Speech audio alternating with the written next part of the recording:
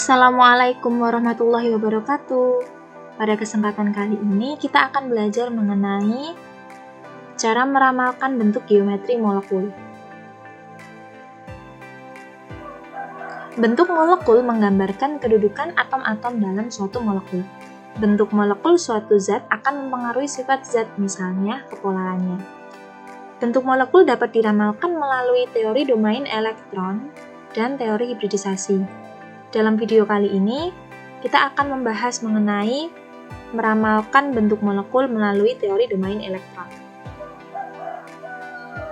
Teori domain elektron atau VSEPR, Valence Shell Electron Pair Repulsion.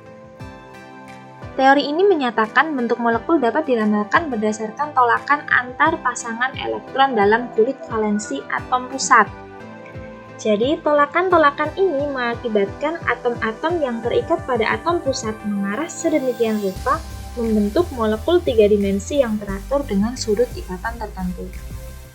Dalam ikatan kimia senyawa kovalen, pada atom pusat terdapat istilah pasangan elektron ikatan atau PEI dan pasangan elektron bebas atau PEB.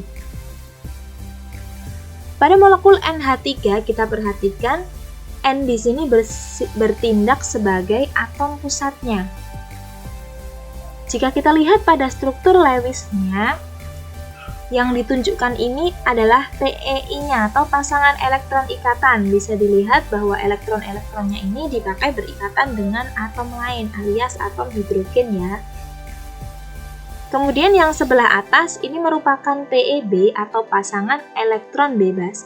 Pasangan elektron bebas ini bisa dilihat di atom pusat, itu yang tidak dipakai untuk berikatan dengan atom manapun, itulah PEB-nya.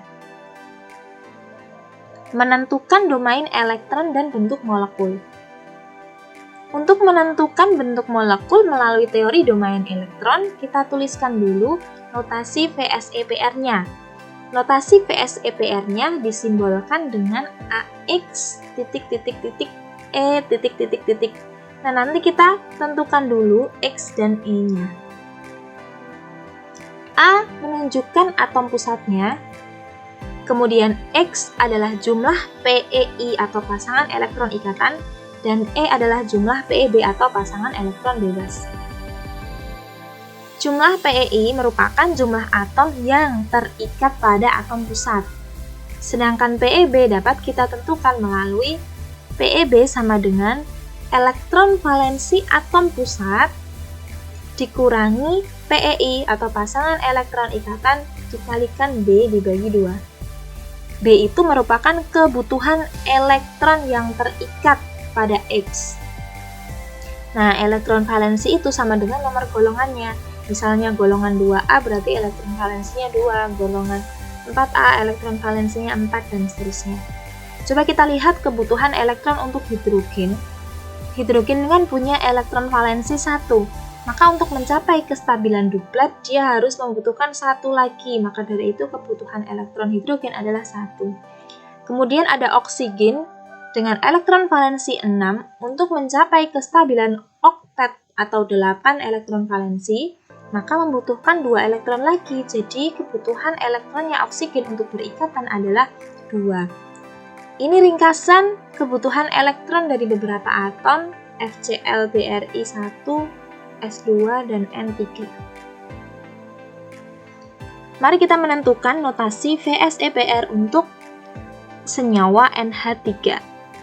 NH3 bisa dilihat ya, yang lebih sedikit biasanya sebagai pusat, N-nya adalah sebagai atom pusat, kemudian yang terikatnya adalah hidrogen sebanyak 3. Jadi, X-nya ini adalah 3 ini ya.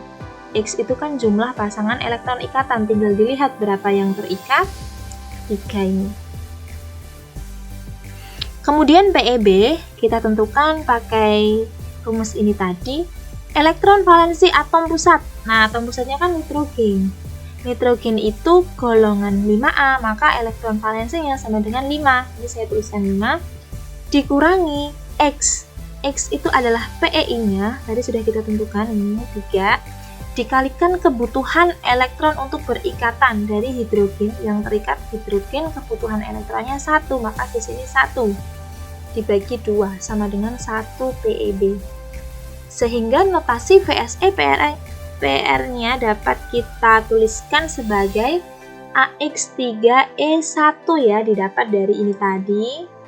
X-nya 3, E-nya 1. Nah, berarti ini dari bentuk dasar domain 4. Nah, AX3E1 itu mempunyai bentuk molekul yang berbentuk segitiga piramida. Seperti ini. Nah, ini dari dasar domain 4. Nanti coba kita lihat untuk bentuk molekul berdasarkan teori domain elektron seperti ini. Domain 2 bentuknya adalah linear, sifat kepolarannya adalah nonpolar.